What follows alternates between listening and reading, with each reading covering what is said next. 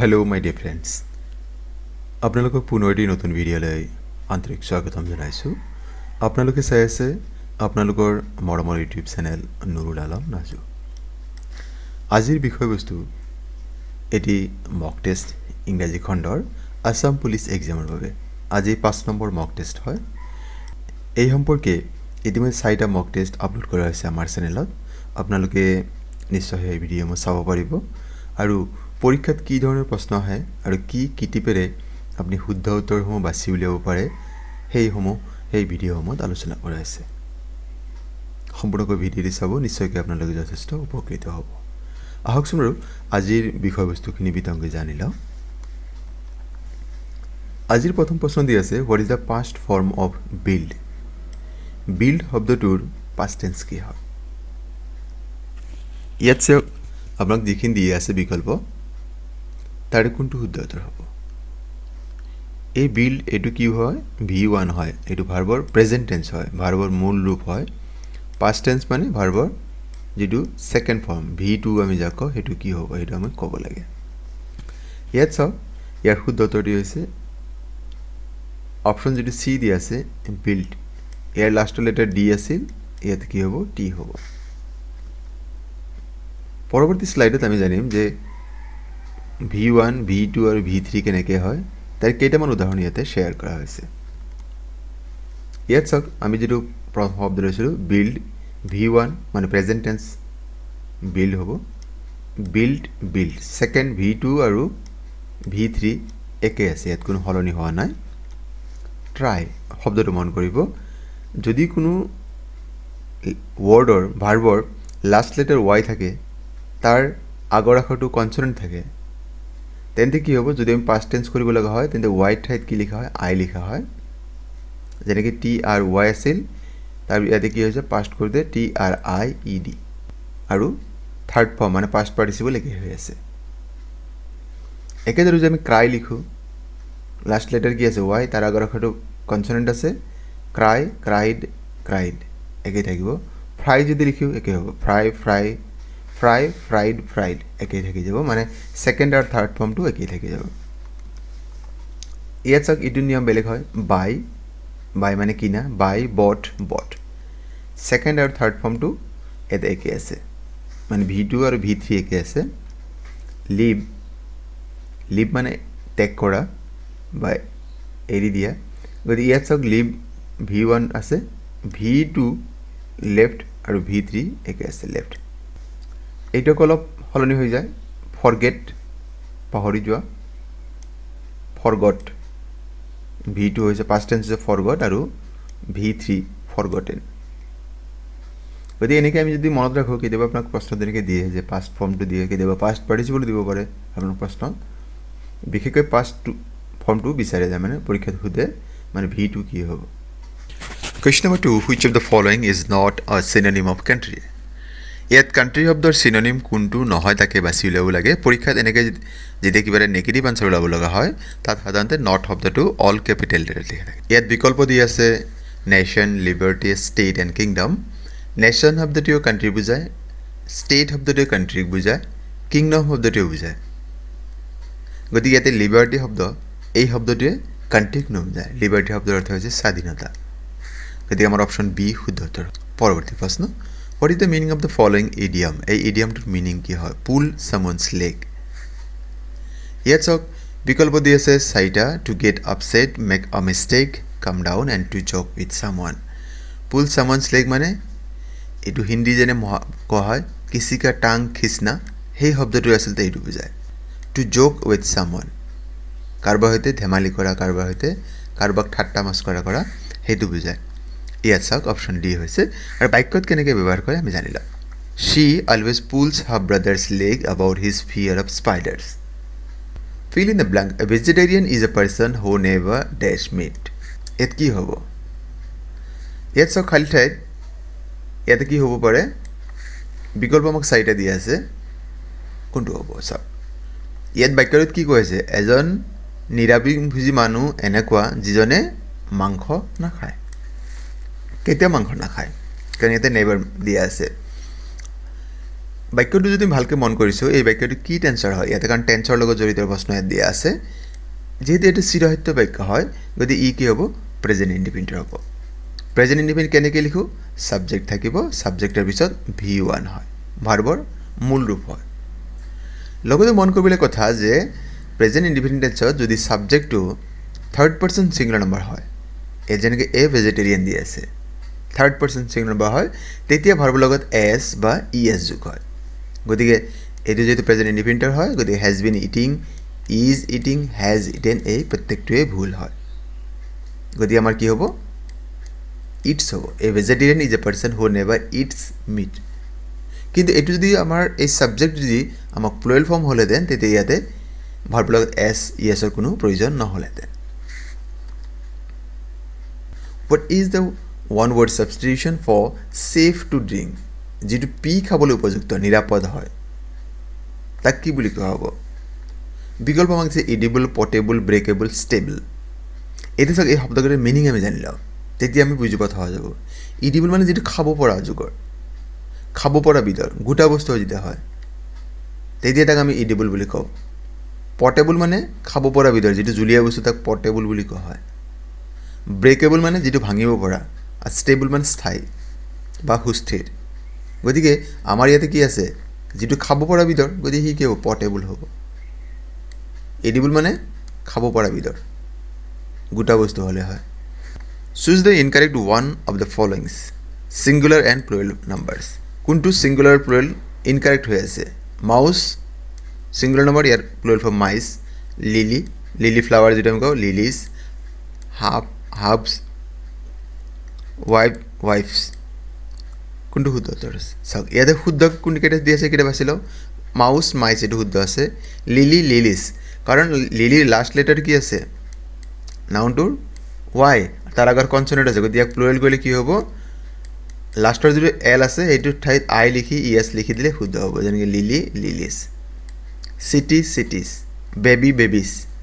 হাবছ এইটো শুদ্ধ আছে খালি আমাৰ অপশ্যন এ যেটো দি আছে সেইটো ভুলকৈ দি আছে তাৰমানে আমাৰ এ শুদ্ধ হ'ব কাৰণ আমাক ইনকাৰেক্টটোহে বাছি ল'ব দিছে এইটো চাওক ইয়াৰ আচলতে হ'ব লাগিছিল ৱাইফৰ প্লুৰেল ফৰ্ম হ'ব লাগিছিল ৱাইফছ নিয়মটো এবাৰ পৰৱৰ্তী স্লাইডত জানি লওঁ চাওক যদি কোনো নাউনৰ শেষত এফ বা এফ ই যেনেকৈ ৱাইফ এফ ই আছে প্লুৰেল কৰিবলৈ এফ ইৰ ঠাইত ভি এছ লিখিব লাগে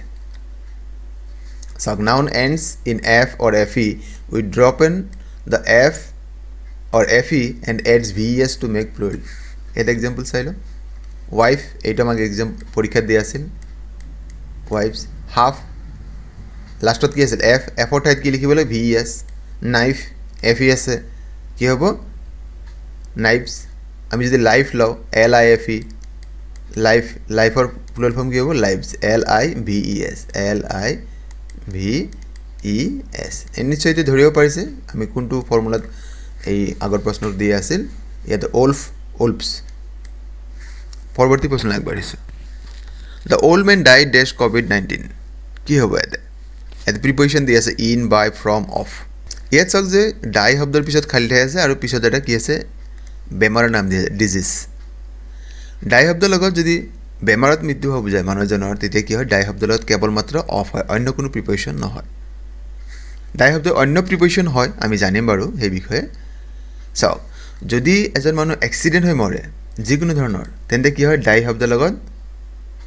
এইটো ডাইড হ'ব লাগিছিল আচলতে ডাই শব্দৰ ইন হয় যেনেকৈ the boy died in a car accident car bus train যি এক্সিডেণ্ট হ'লেও কি হ'ব ইন হ'ব the boy or girl died dash hanging or drinking poison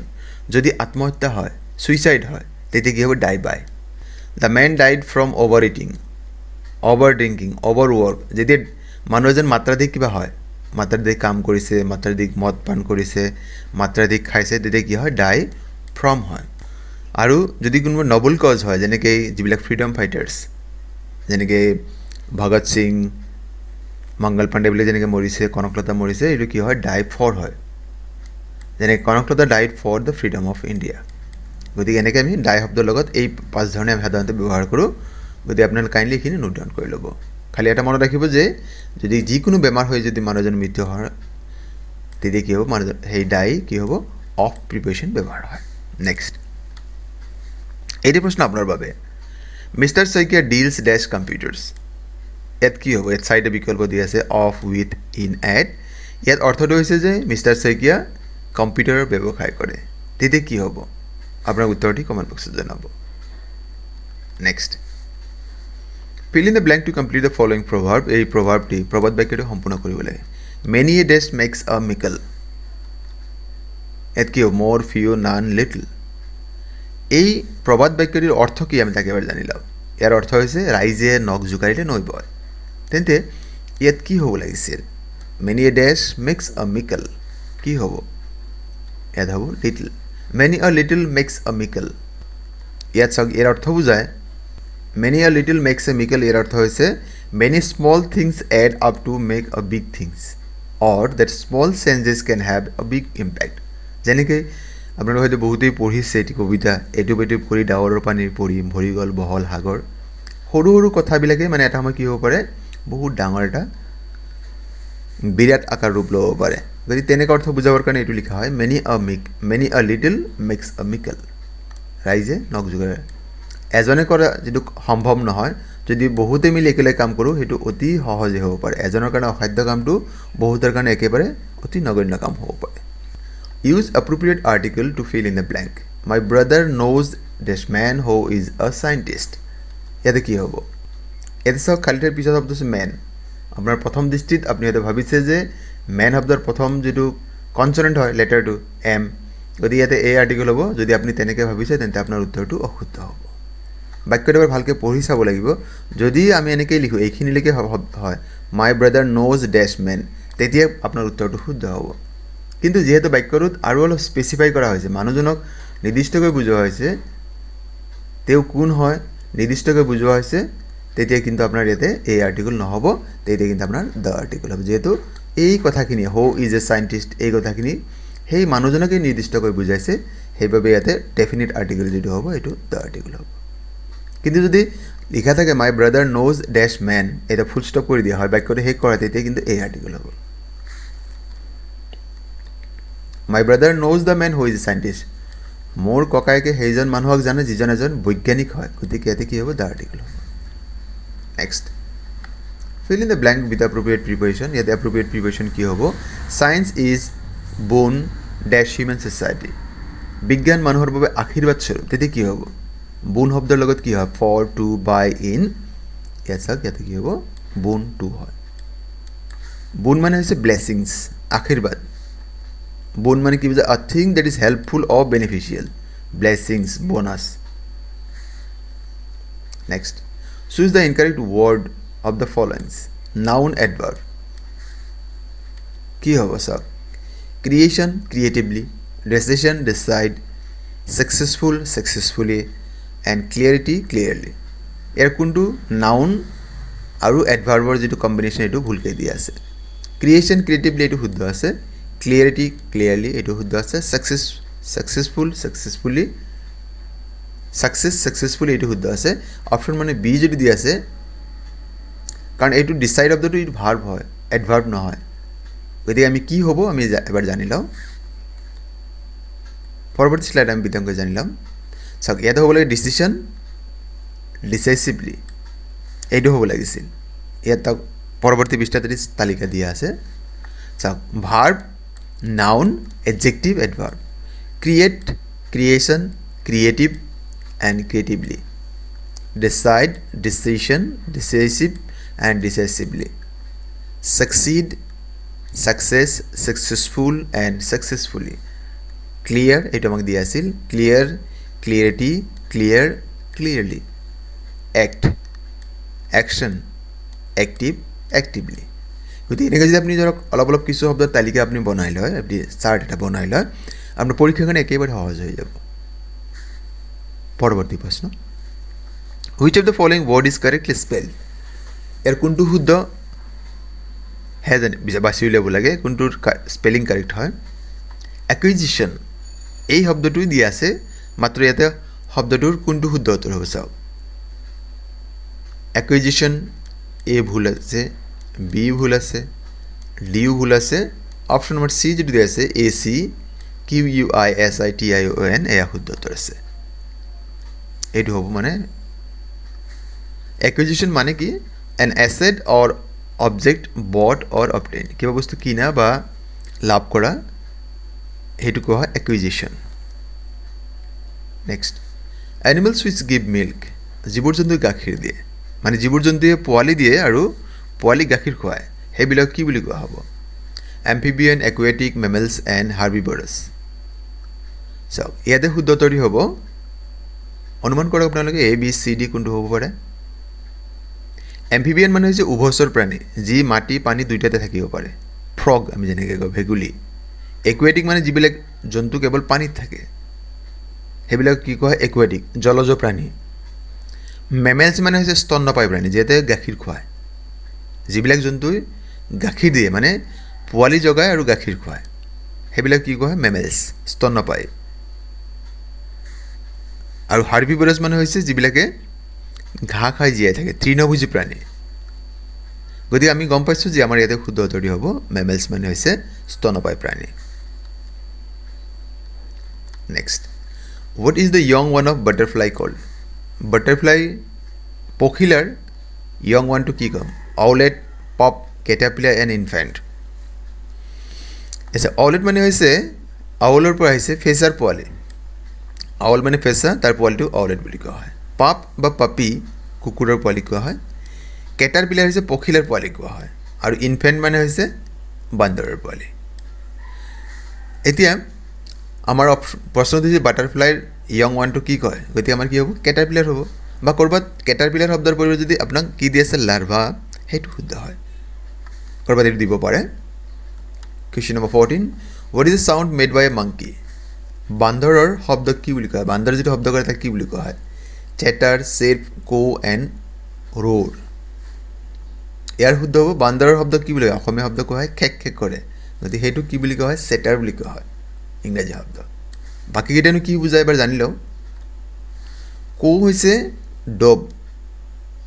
বা পিজনৰ সাউন্ড কোৱা হয় roar মানে হৈছে টাইগাৰৰ chirp মানে হৈছে বাৰ্ডৰ এনে নৰমালি বাৰ্ডৰ শব্দটোক chirp বুলি কোৱা হয়